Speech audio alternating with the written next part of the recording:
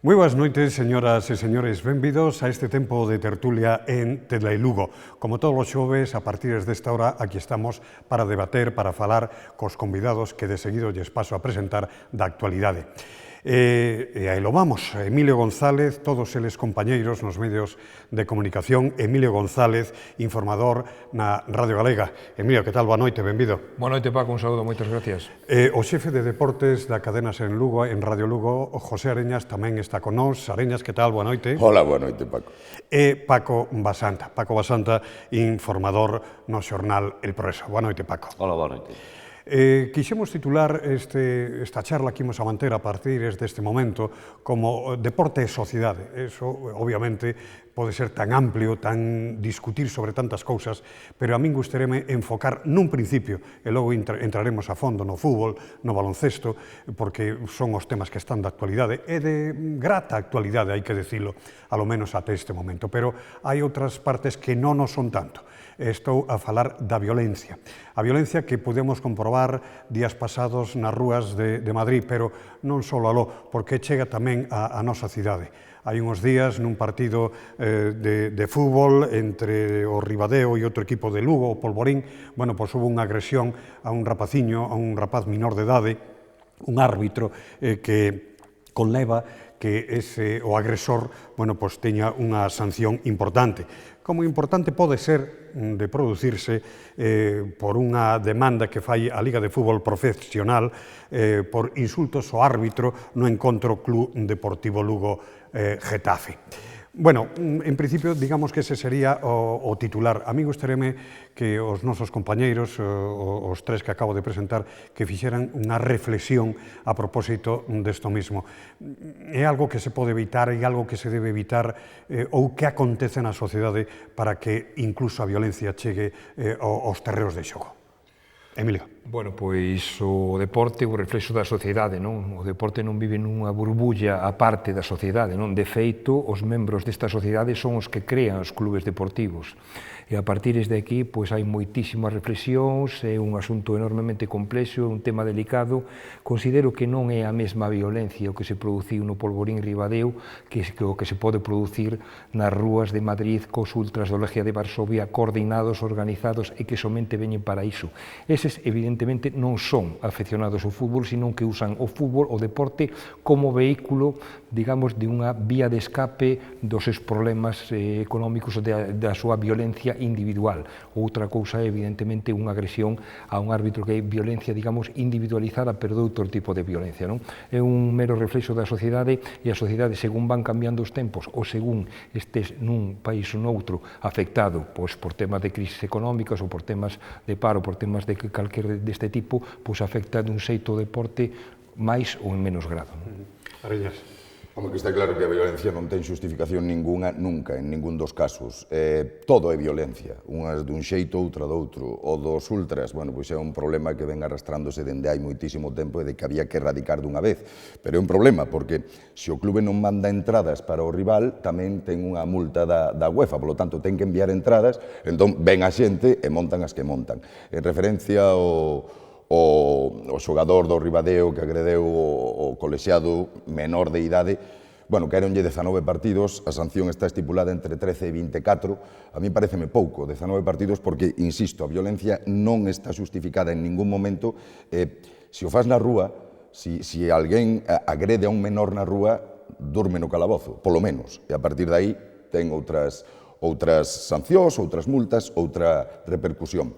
Non debe justificarse nunca. 19 partidos se caeron. Non lle podes pegar un árbitro nunca. Podes cabrearte con el, podes estar de acordo, pode ter unha mellor ou unha peor actuación, a todos nos pasou. Vale, o insulto, bueno, digamos que xa o temos familiarizado e non o vemos como tal, non? Como agora quere cambiar isto a Liga. Eu dicía no Carrusel Deportivo que o que escoitaba era el higo es fruta, no que quitaran outra cousa. El higo es fruta, digo, coño, que sanos que esa nota é a nosa afición, non? Pero realmente non era o que berraban. E, polo tanto, eu non lle vexo justificación ninguna, pero as maos non se debe chegar na vida. E sabemos deste caso, pero sabemos de outro, de un xogador do Garabolos que agredeu a un colexiado que ademais é guardia civil na súa outra vida, digámoslo así, e son cousas que non deben pasar nunca. E para que non pasen nunca, as sancións deben ser exemplares. Eso é o que penso. Paco Basanta. A mí é un tema que me preocupa moito, o tema da violencia no deporte, porque se falamos de violencia e deporte, creo que son dos conceptos completamente antagonistas na propia definición.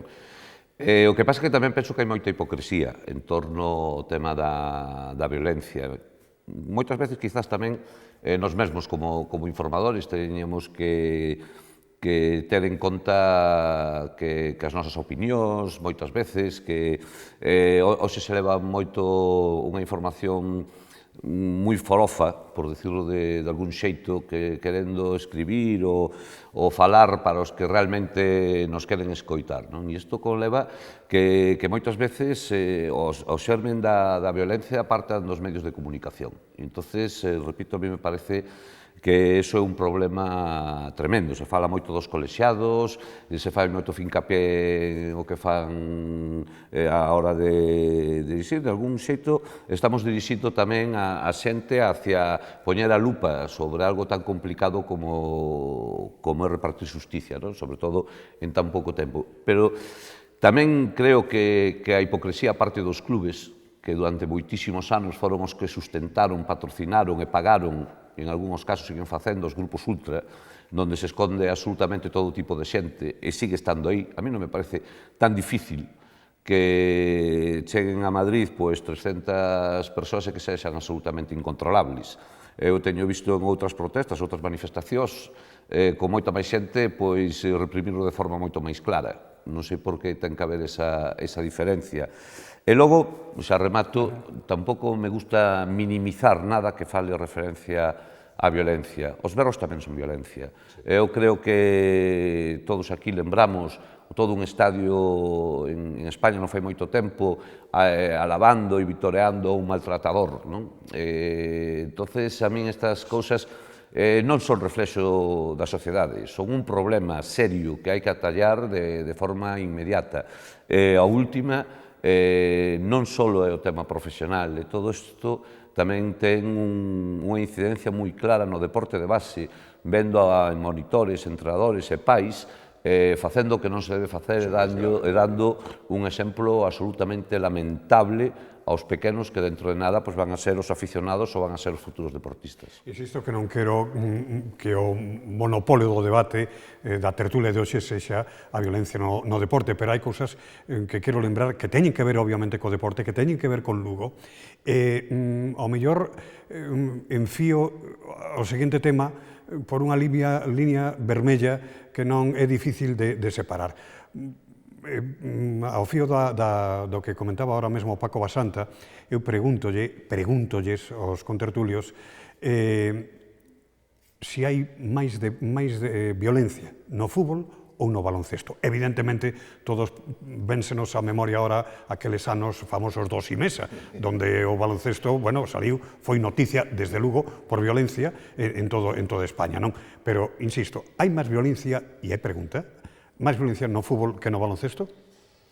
Eu penso que hai exactamente a mesma. Quizáis o fútbol arrastra máis masas, move máis xente, move outras cousas, pero eu penso que hai a mesma. De todos os xeitos, repito, tanto o baloncesto como o fútbol están agora metendo mao no asunto. O Clube Deportivo Lugo, antes dos partidos, sempre emite un comunicado no que está prohibido os insultos xenófobos, a violencia, etcétera.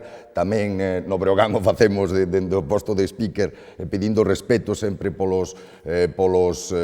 rival, polos árbitros, por todo o mundo, pero ao final o deporte é un pouco a válvula de escape de toda a xente. Chega a fin de semana e gustalle ir ao fútbol, gustalle ir ao baloncesto, e ali un pouco a desfogar, non? Ti estás animando o Breogán, ves que hai unha mala actuación e te sale casi da alma, e iso que teñamos que erradicar, e pouco a pouco penso que se vai erradicando. Energúmenos os vai haber toda a vida, pero penso que se está traballando para erradicar todo eso. E o que dicía Paco, a mí o que máis me preocupa é a violencia e, sobre todo, nos pais, nas categorías inferiores, eso sí que hai que erradicarlo porque os nenos xogan para divertirse. Emilio. Pois a diferencia é que coido que moita máis violencia no fútbol que no baloncesto, non? Pode ser cecais temas de infraestructura, tema de masa social, acude máis xente, co cual acude máis tipo de xente, e eu coido que o que comentaba antes Paco dos ultras están moito máis organizados no fútbol desde hai moitísimo tempo, estando en canchas, en campos de fútbol, vamos a ver, coido que non é que haxa maior educación, pero sí, para min hai certa maior educación, moita maior espírito deportivo nunha cancha de baloncesto que en certos sectores dos campos de fútbol, en certos sectores dos campos de fútbol. Por aquí, eu teño moi claro, a violencia xenérase moitísimo máis como vehículo no fútbol que no baloncesto, e que tamén influyen moitísimas cousas a formas de pensar. Vamos a ver, este ano voltouse a xogar en Glasgow o Rangers Celtic de Glasgow. Son dos equipos que reflexan as dúas sociedades de Glasgow. Un é católico e separatista e outro é protestante e unionista co Reino Unido, que é o caso dos Rangers. Cecais non sexa o propio partido que xenere esta violencia, pero sí tamén que está latente ese espírito, como nos 7, 8, 9 derbis de Londres, que son de diferentes seccións, de diferentes capas sociais, como ocorre co Sporting de Portugal ou co Benfica en Lisboa, que son de diferentes capas sociais que levan enfrontándose moitísimos anos. Aí esa violencia está erradicada e non o xenera o propio partido, non o xenera unha falta dun árbitro, un penalti fallado, sino que ven de moito máis atrás.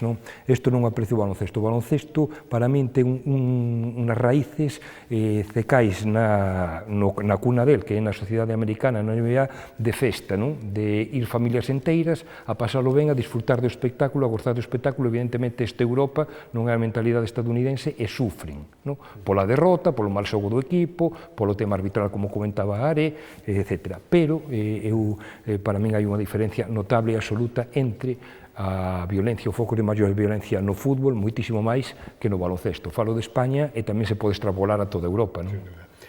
Coincides cos compañeros, Paco Basanta? Con algún matiz. Eu penso que efectivamente o fútbol ten un moito maior seguimento, isto é algo a ter en conta. Tamén creo que hai uns guiños adotados desde fai moitos anos, que levan que o fútbol... Eu teño observado comportamentos de persoas que conozco que son completamente distintos en un campo de fútbol que nun pabellón deportivo, é a mesma persoa. Entonces, eu creo que hai uns determinados guiños que adotados ao largo do tempo que influyen.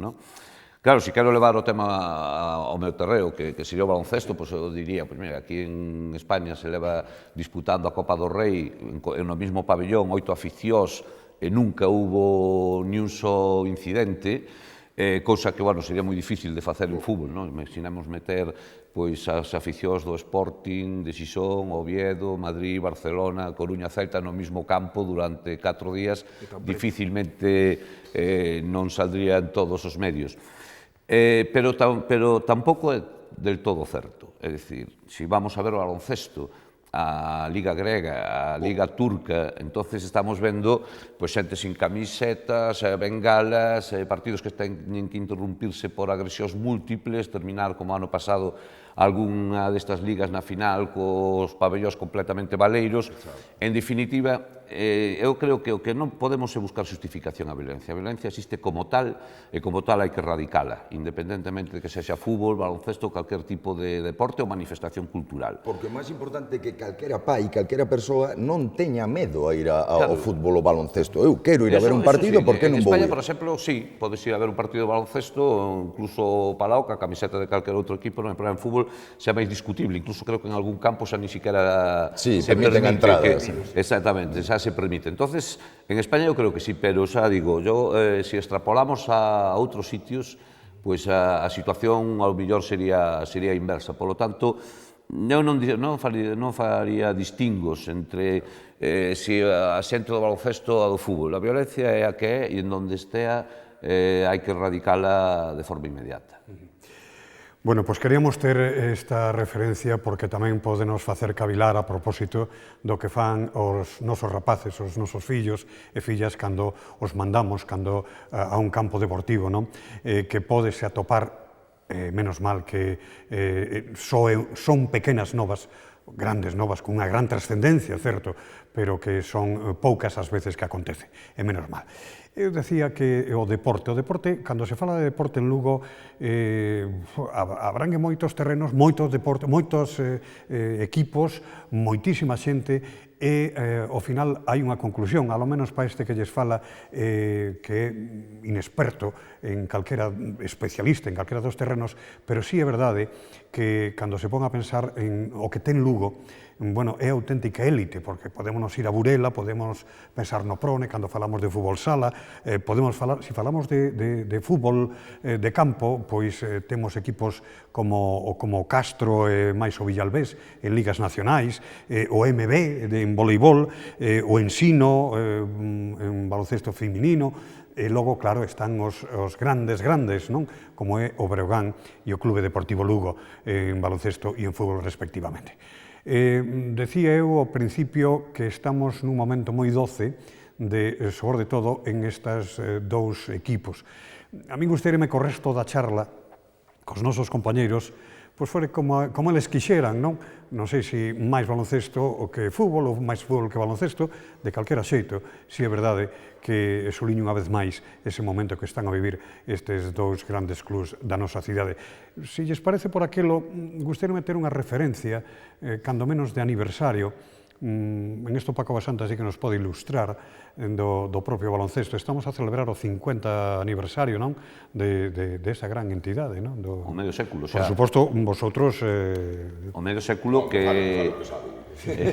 O medio século que un club de baloncesto moito tempo, con todo as vicisitudes. O Breogán, obviamente, é unha das entidades baloncestísticas importantes. Que non o medio século do baloncesto en Lugo. Non, do Breogán. Vamos a ver, que o Breogán, antes do Breogán, xa podemos lembrar o RTR, o Santo Tomás, todo aquelo, xa, eu creo que andan fotos por aí, non? En campos de terra, onde, bueno, pues, no campo onde a Diputación, ali en San Marcos, xogándose partidos, pois xa con milleiros de persoas, con paraguas, todo isto. É dicir, o tema do baloncesto en Lugo é un tema moi interesante, que en outro momento mellor temos que falar de onde ven este xermen, de un deporte que realmente non tiña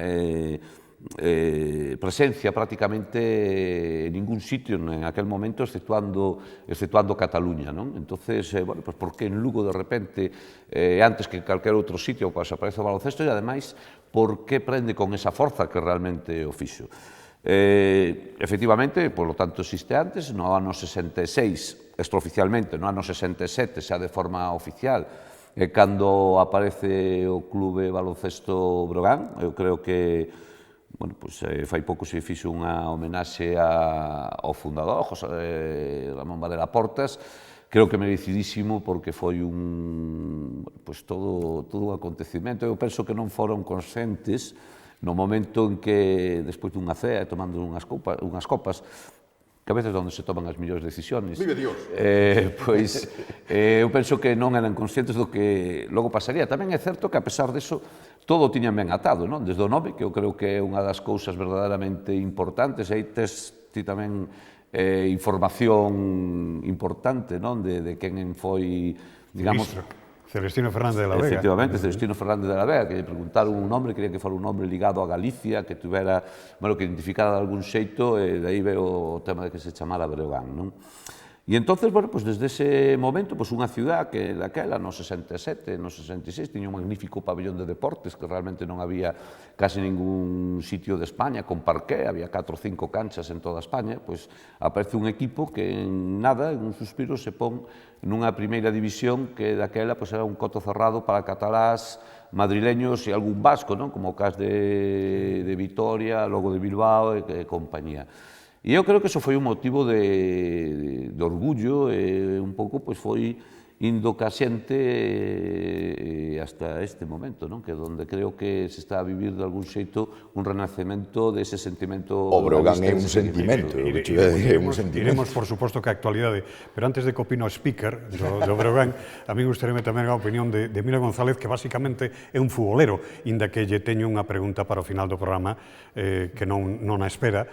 Agardo que tamén vostedes estén moi atentos porque quero coñecer a resposta de Emilio González a propósito dun tema que non sei se ten que ver co deporte, pero xa veremos. Pero bueno, co baloncesto. Pois prácticamente bastante acaba de diseccionar todo o que é a actualidade do Breogán e a actualidade dun clube histórico e, como dicen, é máis que un sentimento, non? Eu coido que esta afición que recuperaron outra vez a nivel de masa social, de fai 2 ou 3 anos, desde a época de Lisardo Gómez a toda agora, e que o auténtico núcleo, o xermen de traspasar xeneración tras xeneración esta afición polo baloncesto, non? É raro, e bastante me comentaba fai 10 ou 12 anos, tal, mira Vista Alegre, Estudiantes Breogán, íbamos a cubrir os dous. Agora, a xente que empezara a salir daquela, que eran aficionados estudiantes, aban co seu fillo, o propio Estudiantes, non? Bueno, eso se vive tamén aquí no Pazo, non? Evidentemente, a cultura baloncestística que hai no Pazo, eu non recorrín todos os anos e todas as veces todos os pabellóns de Paco Basanta, pero sí que estive bastantes anos por aí, non a ven prácticamente en ningún lado, non? Que Cecais Badalona, Cecais Estudiantes, pouco máis, non? Entonces, eu creo que isto é un activo para Lugo enorme, non? A nivel de impacto económico da sociedade, de como pode repercutir levar o nome de Lugo por toda España, do impacto mediático que ten, e que, vamos a ver, acaba de pasar unha época, unha travesía do deserto, digamos, enormemente dura, pero sale enormemente reforzado, non, o clube. Eu coido que a masa social foi a que posibilitou que o Breogán salga reforzado como acaba de sair. E logo, a nivel deportivo, evidentemente, este inicio de campeonato de Liga vai lle dar un pulo enorme. Aí iremos de seguida, pero antes, señor speaker, por favor. No, o baloncesto mola moito, está claro que é un deporte que mola moito, é moi atractivo, é moi intenso dende o principio do partido ata o final, porque o fútbol, ao fin e ao cabo, o fútbol son goles. Claro, Emilio é un gran experto e ten disfrutado de moitos partidos con empate a 0, pero un pouco dende a vista dun aficionado, dun xereiro normal, o certo é que pois podes ver partidos de fútbol aburridos. E, sin embargo, un partido de baloncesto é moi complicado que sexa aburrido porque pasan moitas cousas nunha cancha moito máis pequena e tamén hai que recoñecelo, en Lugo fai moito frío, chove moito, no Pazo estás moi quentiño, estás en manga corta, estás animando o teu e iso tamén influye o seu. Agora, o baloncesto mola moito, vivimos élite, aquí se lle gañou o Madrid, se lle gañou o Barça, o Tau, os grandísimos equipos de baloncesto de España. Entón, o certo é que cando o Lugo, se o Lugo estivera en primeira división e saboreara esas mieles, pois seguro que seguiría tendo esas gañas e esa xente, sabes? O Breogán é que foi todo, é un dos equipos máis importantes da historia do baloncesto español e iso non se pode perder. E os areiros de agora, o que dicía Emilio, dende a chegada de Lisardo, volveu a conectar coa afición, co clube, co equipo, e todos somos un. E o Breogán é máis que un sentimento e aí estamos todos, e este ano sí, pasando pipa. Bueno, pois a ver, a propósito de eso mesmo, este ano pasando pipa, claro que sí, a lo menos ate de agora. Pregunta para Paco Basanta, para os tres, pero primeiro Paco Basanta. O Breogán vai perder algún partido? Seguro. E ao mellor antes do que pensamos.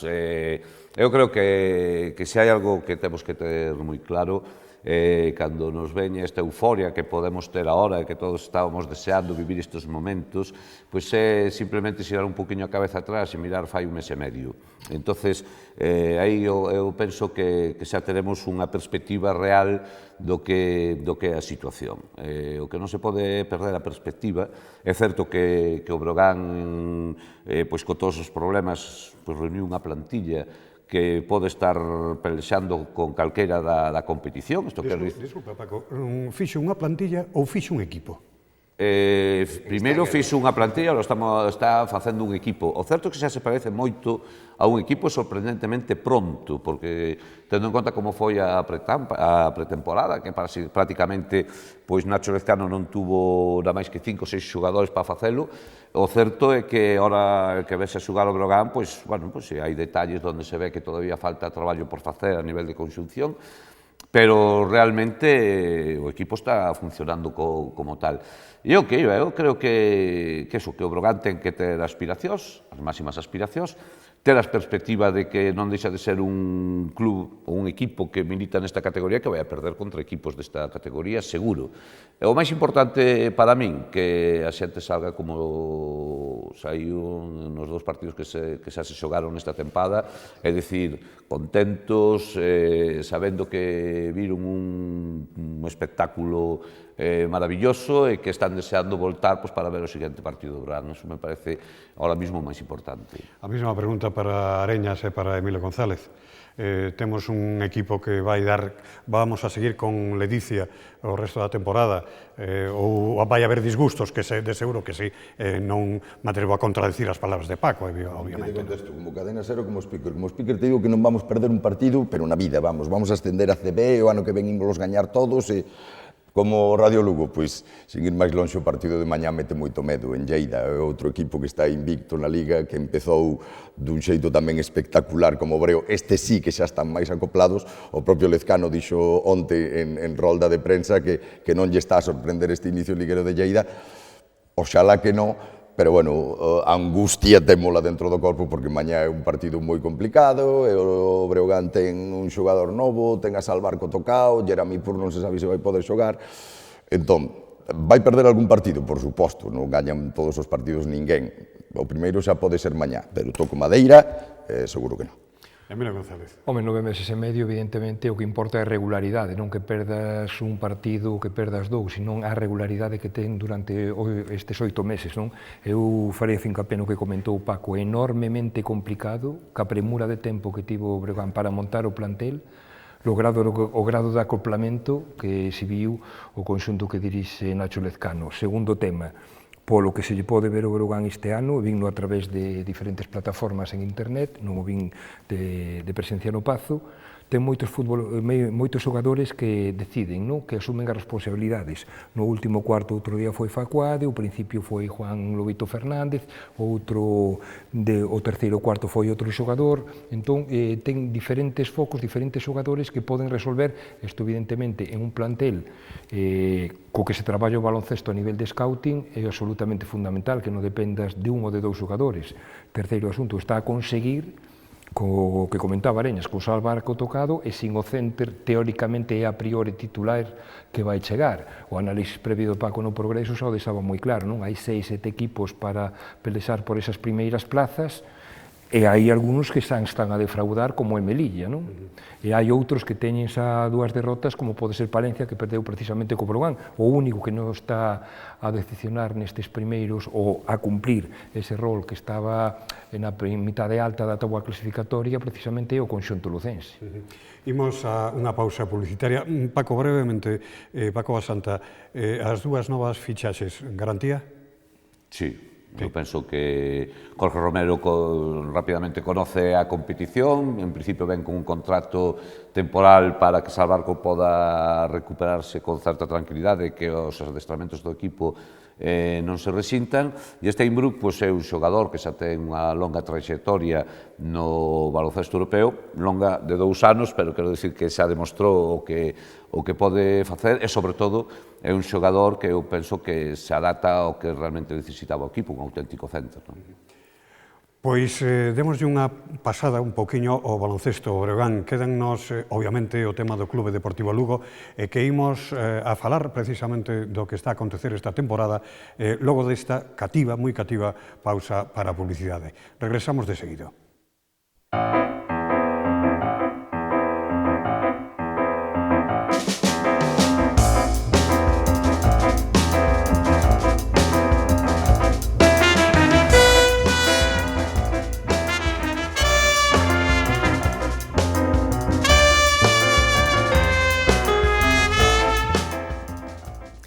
Xa estamos aquí de novo en Telelugo en tempo de tertulia, tertulia no que o eixo principal na xornada de hoxe é o deporte en Lugo. Están con nós, volvo a presentarlles a Emilio González, informador da Radio Galega, José Areña, xefe de Deportes de Radio Lugo Cadena Ser, e Paco Basanta, informador do xornal El Progreso. Na primeira parte, o eixo principal foi no comenzo a violencia e logo afondamos un poquinho no baloncesto. Imos a facer agora co fútbol, co Clube Deportivo de Lugo. Pero se me permiten tamén os nosos convidados para facer ese cambio, para facer esa muda, gustaréme introducir o tema do financiamento dos equipos. A nadie se lle escapa que en tempadas anteriores, se miramos para o propio baloncesto, o propio Clube Deportivo Lugo tamén, bueno, pois as institucións, Deputación, Concello, deputacións, concellos, bueno, pois teñen moito que ver, moito que decir e moito que poñer cartos en riba da mesa dos clubes.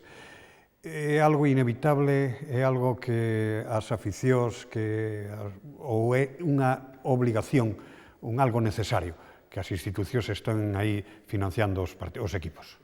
Home, a verdade é que, lectura básica, se a Diputación e o Concello de Lugo non apoyaran o Lugo Breogán non estarían onde estar agora. Iso está clarísimo, posto que foron fundamentais para... Hai que aclarar que son entidades...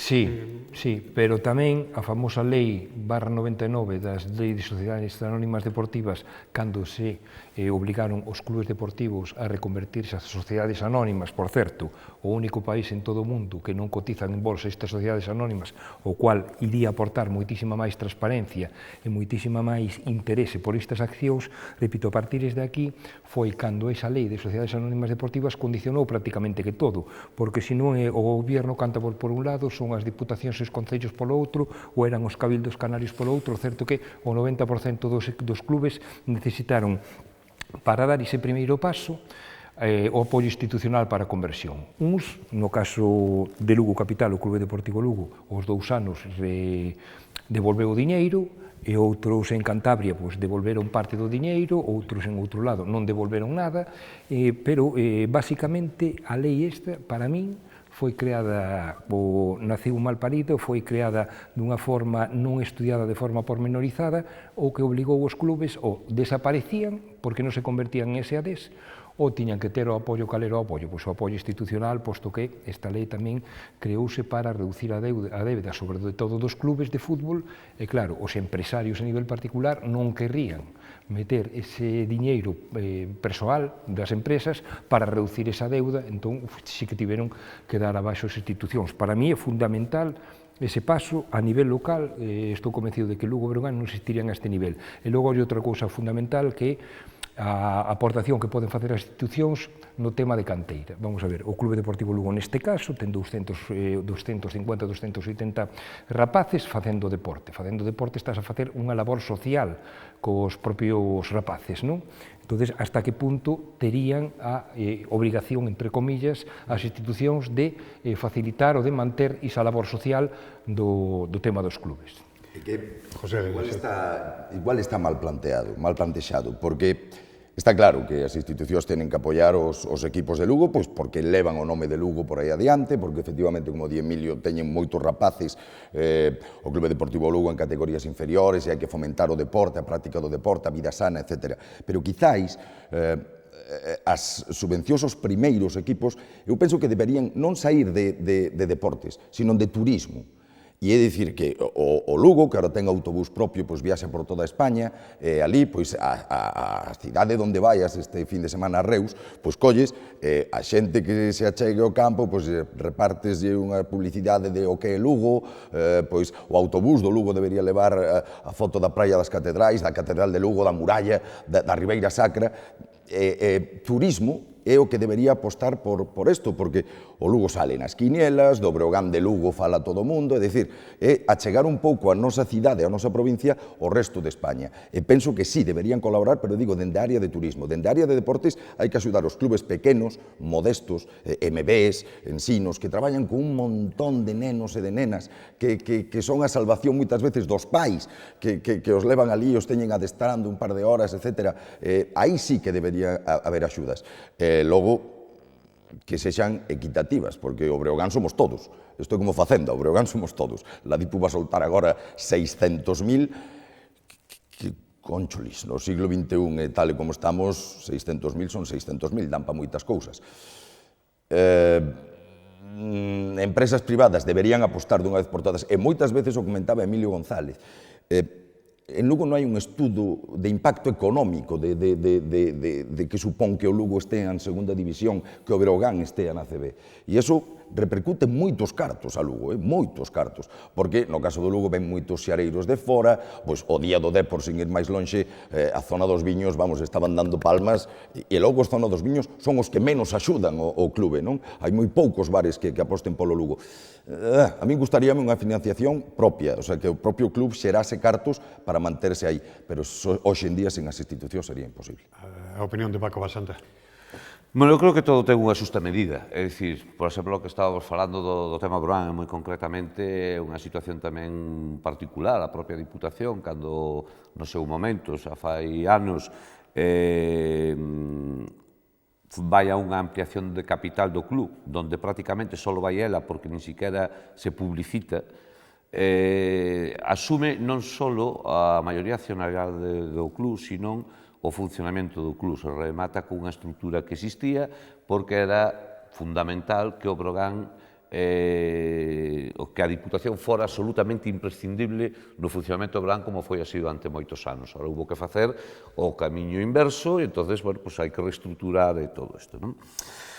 Quero dicir con isto que ás veces a política pues tamén se serve do deporte, que tampouco temos que olvidarlo.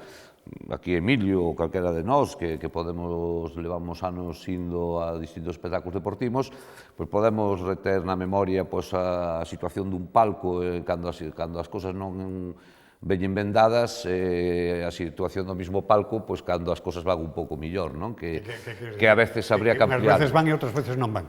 Non, cando vai mal non aparece naide, cando isto, pois... Entonces, este é un problema, non? Logo, estou completamente de acordo do que están dicindo, o sea, o traballo de cantera é importante, pero eu tampouco perdería de vista o que implica ter espectáculo deportivo na cidade, o que implica que a xente xoven teña unha alternativa a outro ocio que hoxe afortunadamente existe, pero el poder ir todas os fines de semana a un espectáculo deportivo, creo que como pai, a mí me parece moi interesante, ademais verdadeiramente sano, e iso tampouco perderíamos de vista. Tiñamos que preguntarnos por que hai ciudades moito máis grandes que Lugo, que non teñen o deporte que hai en Lugo, porque hai outras cidades, incluso máis pequenas de Lugo, que teñen tanto máis co que pode ter Lugo. En definitiva, porque unhas cidades o deporte prende, brillan prácticamente os deportes, teñen equipos de fútbol, de baloncesto, de balonmán, o que seña,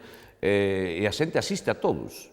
E en outras cidades, que prácticamente non hai nada, a xente non asiste a nada. É unha cuestión de cultura deportiva que a mí me parece que é un concepto verdadeiramente importante e que hai que cuidar. E logo, con respecto, que ten que ser o papel das institucións con respecto a SAF, as Sociedades Anónimas Deportivas, hai unha legislación europea que o marca moi clariño e que iso é o que hai que cumplir, que hasta agora tampouco se fixo, ahora sí se está empezando a facer, hai un tope de axudas nas subvencións, ahora mesmo non lembro, pero creo que son en 2 ou 3 anos, pois en torno a 300.000 euros de tope. Por lo tanto, as axudas a partir de agora, como se está facendo a Diputación, van a ter que chegar por medio de patrocinios, por medio de colaboracións de outro xeito, pero nunca como subvencións directas. Perdón, e que coste que isto non é un problema de Lugo.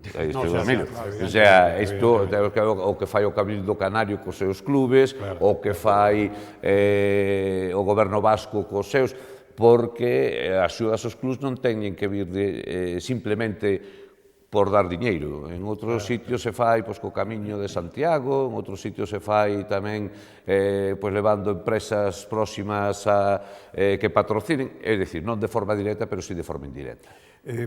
Comentaba eu ao comezo deste programa, ao presentar o mesmo, decía Lugo Deporte Sociedade, falamos de equipos de calquera, de moitas categorías por unha banda e de distintos deportes, pero non quero esquecer, e imos xa directamente agora co fútbol, agora sí, pero non quero esquecer para moitos o deporte que é rei, non quero esquecer o atletismo, non quero esquecer o piragüismo, que tantos éxitos nos debo e nos está a dar tamén, e o atletismo, donde tantos e tantos mozos e mozas, e aí hai que decilo, ademais que a boca chea, non?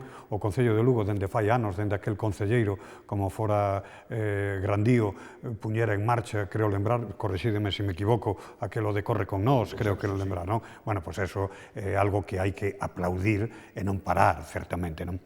Emilio, complaxaron en moitas cidades de todas partes. No, pois eso que siga e apoialo 100%. Primeira pregunta para Emilio, logo despois entrades vos tamén a saco no tema do Clube Deportivo Lugo. Con vos Bimbios fíxose un equipo para esta tempada? Vamos a ver, primeiro eu diría que o que está a facer a afición albirvermella é disfrutar deste momento, non? Segundo, incidiría en que tamén é moi difícil acadar o que conseguiu Luís César o seu plantel, de futbolistas novos, técnico novo, un grado de acoplamiento tan alto, tan elevado, en apenas 2 meses e medio, non? Que está sendo louvado por todos os analistas, xornalistas e redactores da meirande parte dos medios de comunicación social que siguen a segunda división. Terceiro asunto, é unha liga enormemente complexa, enormemente difícil de discernir a nivel futbolístico, técnico, táctico e tamén a nivel mental, non? Os que baixan de primeira división falla a mentalidade de que a segunda división é tan difícil como é. E os que suben de segunda división B, como ven a liga como unha auténtica panacea, non queren baixar, ten un alto grado de exigencia, sen ir máis lonxe o vindeiro rival do Lugo, Reus, non? Acaba de subir a segunda división B, está terceiro, empatado a puntos co Lugo, que vai segundo, non? E sin perder partido? Non, perdeu un partido, agora iban Mirandés e Lugo sin perderon a xornada pasada. Entonces, que quero dicir con isto? Que a pesares de que o equipo está a dar toda clase de probas suficientemente competitivo en todos os partidos, os primeiros que teñen o pés no chan, os pés no céspede, son os xogadores e o corpo técnico, non? E a meirande parte de afición tamén, porque falas con ela e siguen marcando o objetivo 50, miro para os 50 puntos, por qué?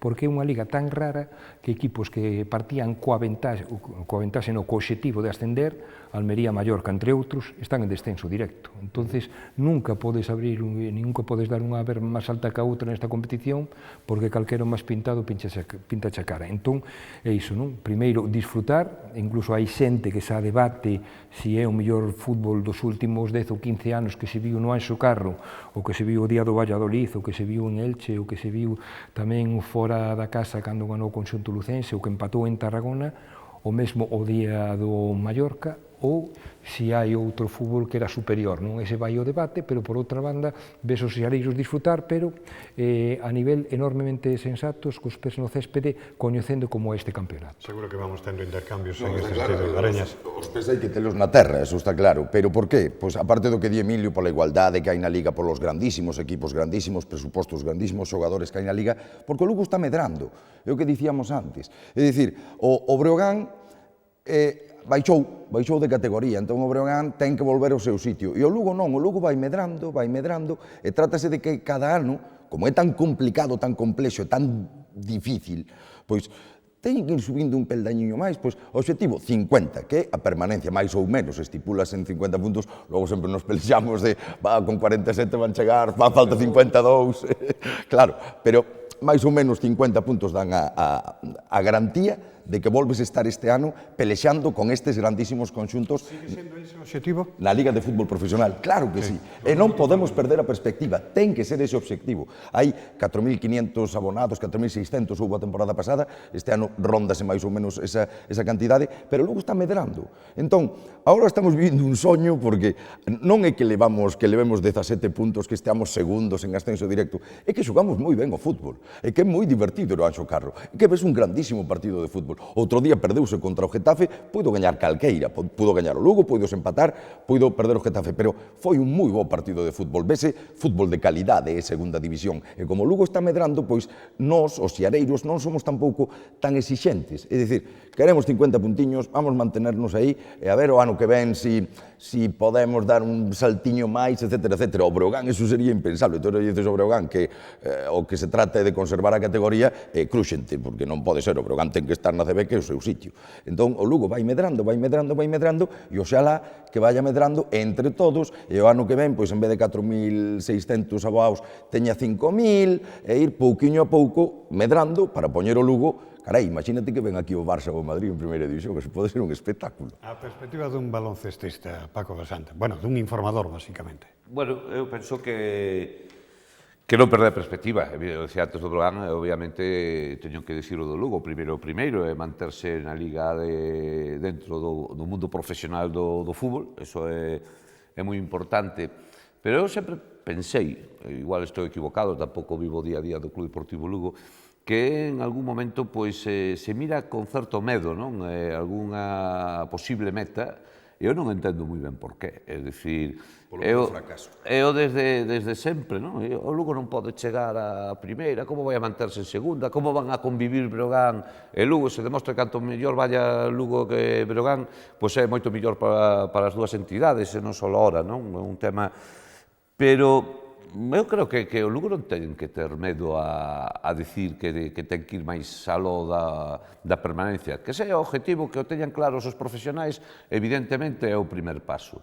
Eu creo que o máis doloroso, para os que seguimos, insisto, desde fora, pois foi ver como o Lugo nestes últimos anos, ademais con dous entrenadores distintos, unha vez que tiña prácticamente a permanencia conseguida, pois deixáronse ir durante mes e medio, 2 meses, cando ao millor había unha posibilidade, inda que fora de xugar o playoff, non? Entón, eu creo que hai que ter esa ambición de que Lugo pode ser primeira división como foron en outros momentos, pois, eu que sei, que eu lembre agora, Mérida, Soria... Non poñes os exemplos que se desapareceron todos. Claro, entonces, porque además hai unha cousa que, aí Emilio non sei, pero me pode correxir, non? Que é moi distinta. É moi distinto ao baloncesto. O baloncesto ascender, pois representa un desembolso inicial para o club moi importante. Fútbol ascender é un premio gordo da lotería, é dicir, porque son os dereitos de televisión, xa cubre o presuposto que pode tener o Lugo, que ademais ten outra ventaja ao Lugo con respecto ao resto das entidades da Liga de Fútbol Profesional.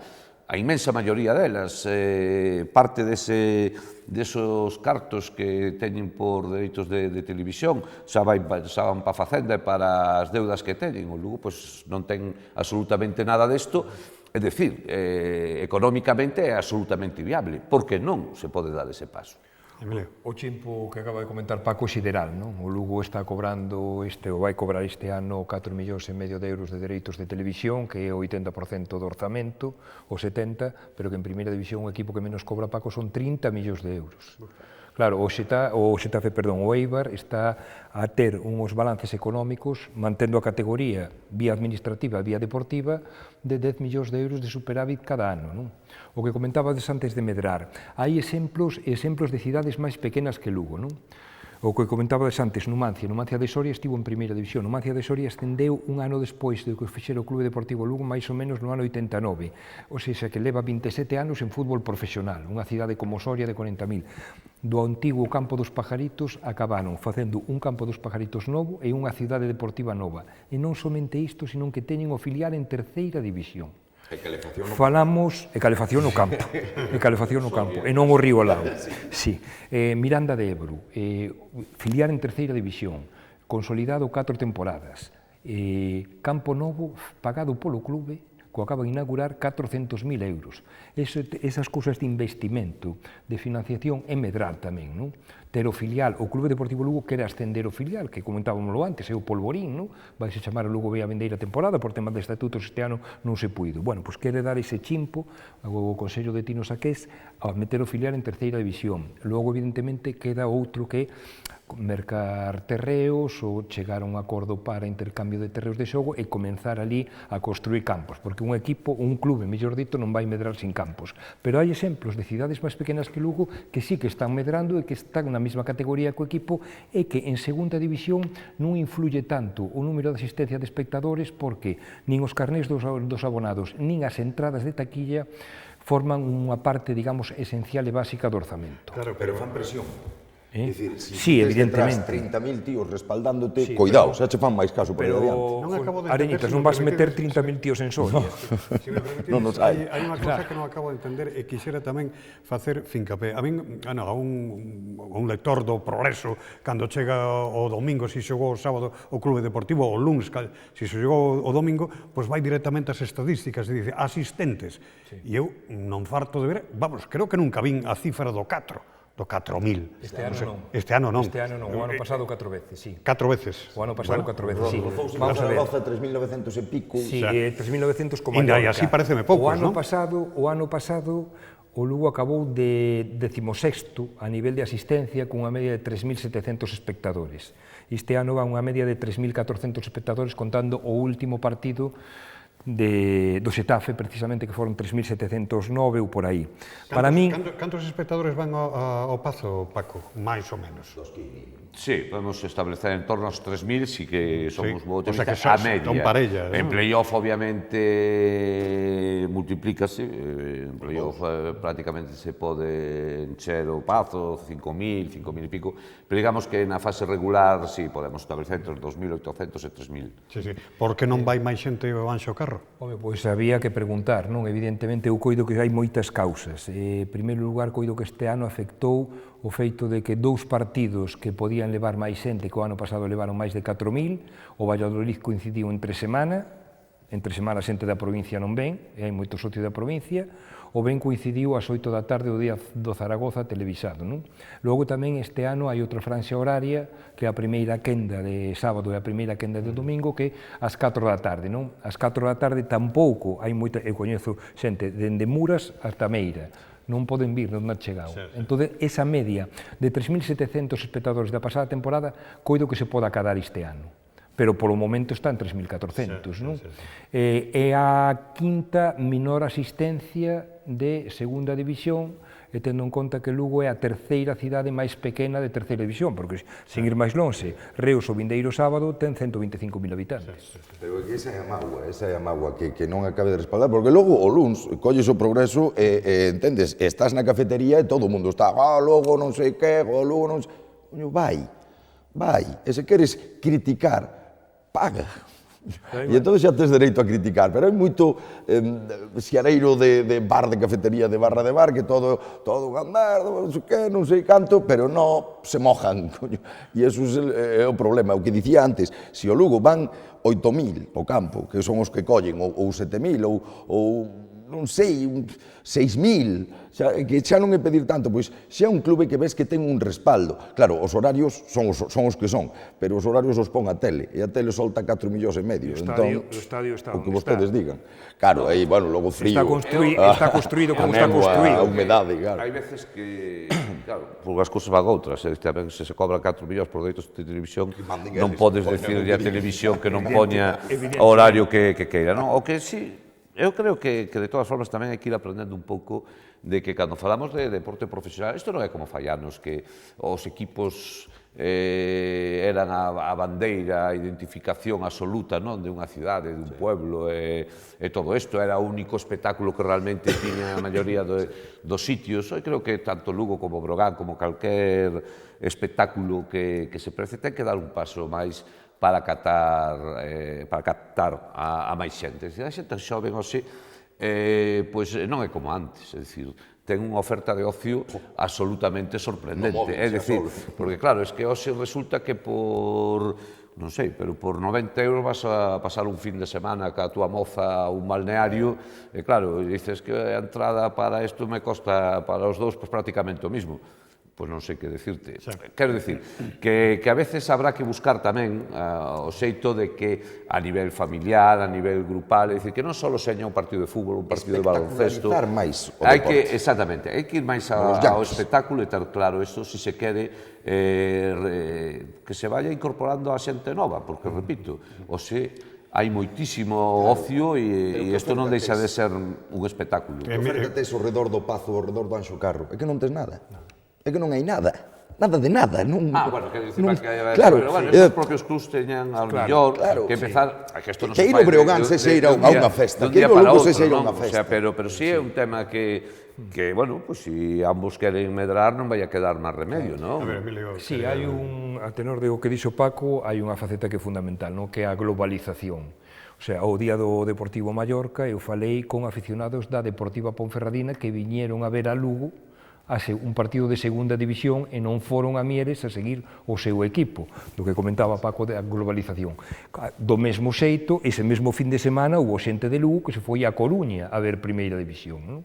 A globalización é como di Paco, é un asunto que tes que buscarlle, digamos, iniciativas ou buscar programas para captar a meirande parte da xente.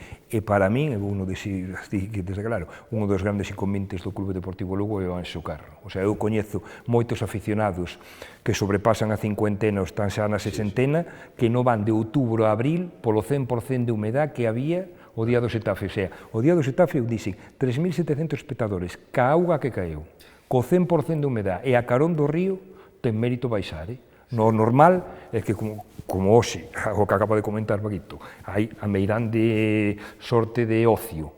No pabellón está o campo de fútbol, é un auténtico problema para Lugo e habería que... A actitude deses de Ponferrada que viñen aquí, a actitude dos de Lugo que van a ver o deporte, encántame esa actitude, van ver o deporte en directo. Pero que agora o peor é que colles a tele e poñencho o Madrid, ou o Barça, ou o Atlético de Madrid, ou o Valencia, obviamente. Pero quedaste na casa, estás máis cómodo. O vas, entendes? Ese é o problema. Estamos xa na reta final do noso tempo. A ver, unha pincelada deportiva. Confeso que cando comenzaba a tempada, collín un tremor inmenso porque vin que o Lugo marcaba goles, pero tamén lle marcaba unha chea de goles impresionante. Dixen, ui, unha coladera vai haber aquí, esta temporada vai a ser algo tremendo. Sin embargo, parece que está a cousa máis ou menos reconducida, entre outras cousas tamén gracias a ese porteiro fantástico como é José Juan, non? Pero bueno, preguntaba eu polos vimbios, temos bon equipo, non? Sí, pero eu sigo dicindo o que dicen na Radio Galega para que traballo e noutros medios que me pediron colaboracións. Eu digo que a plantilla do Clube Deportivo Lugo está desequilibrada e descompensada. Defino desequilibrada e descompensada. Non están as posicións dobradas, cousa que para min é fundamental, non? E as posicións dobradas refírome a de Fernando Seoane, medio centro defensivo, e a de Manu, lateral esquerdo, non? A partir de aquí, o Lugo pode competir con calquera como está demostrando. Paco Basanta. Lo que acaba de decir o sea, claro, Deportivo Lugo, que o que o sigue, eu, pois, pola prensa pouco máis non vou añadir absolutamente nada, que igual o estropeo. Non, que non hai nada que engadir, que ese é o que hai, é o que hai. Bueno, pois... A ver, hai equipos, sí que os hai, claro que sí, eu estou ilusionadísimo, porque ademais encántame Luís César, non sei por qué, pero un tío moi clariño, que fala moi ben, moi claro, coas ideas pareceme moi clara, penso que sí, que este ano pode ser o ano do Lugo, non sei, igual aquí xa me sale outra vez a vena de speaker, pero de verdad que eu penso que este ano podemos dar aí unha campanada. Hoxe dicía Luís César na rolda de prensa, bueno, que xornada a xornada, partido a partido, cando cheguemos a 42 acabouse todo, e dixen eu, que igual xogamos o playoff. Claro. Hai que ter, bueno, a ver. Emilio, ves o playoff?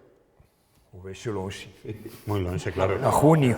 Claro. O vexo a junio, o vexo con moitos candidatos. Entre eles, tal como está a xogar o Lugo. Sí. Entre eles, tal como está a xogar o Lugo. Bueno, decía Areñitas o playoff, e dixen eu por baixo na roda de prensa, si remata o Lugo no posto que está, non faría falta. Bueno, claro. Non, claro. Pero eso xa me parece demasiado xa soñar eso xa. Bueno, pois imos a rematar este tempo de tertulia.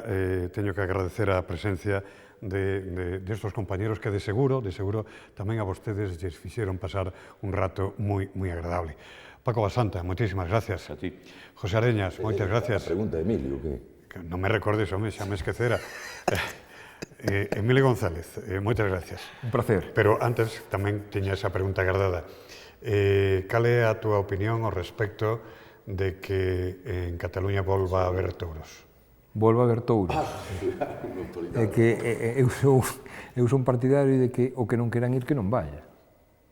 Así de claro. Si son... Bueno, por ahora non lle preguntaron. Permítideme, por favor, señores que nos están a escoitar, a ver, Emilio González ten dúas pasións que eu coñezo.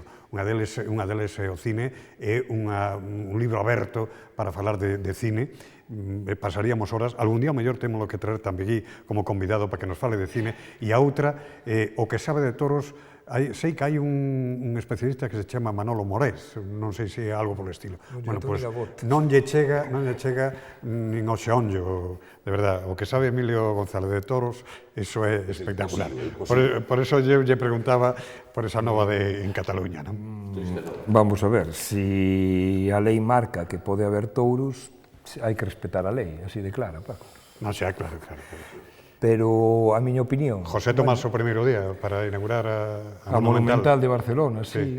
Bueno, hai un libro de Desmond Morris del Deporte Rei que definía os touros como deportistas de campo sangriento. Evidentemente a definición coido que é moi aceitada e comprendo a mirande parte de xente que non lle guste o arte de Cúchares, pero eu non me vou a meter, tampouco en profundidades que lle gusten ou que non lle gusten. Evidentemente, é a festa nacional. A min gusta má festa. O dito, señoras, señores, moitísimas gracias por estar aí. O vindeiro xoves volveremos, creo que con un tema moi interesante. As novas tecnoloxías, eso do Facebook, eso do WhatsApp, do Instagram e todo eso. Aquí en Lugo tamén, dentro de pouco, como sigamos así, temos que ir ao médico casi todos, se cadra, incluso me apunto eu mesmo, por levar as cabezas gachas, incluso pola rúa, e vamos mirando pos móviles. Bueno, vai ser un tema interesante porque vamos ter especialistas que nos van a dar pistas para, se cadra, si podemos, e creo que debemos, corrixir certos hábitos. Nada máis, boa noite, moitas gracias, repito unha vez máis.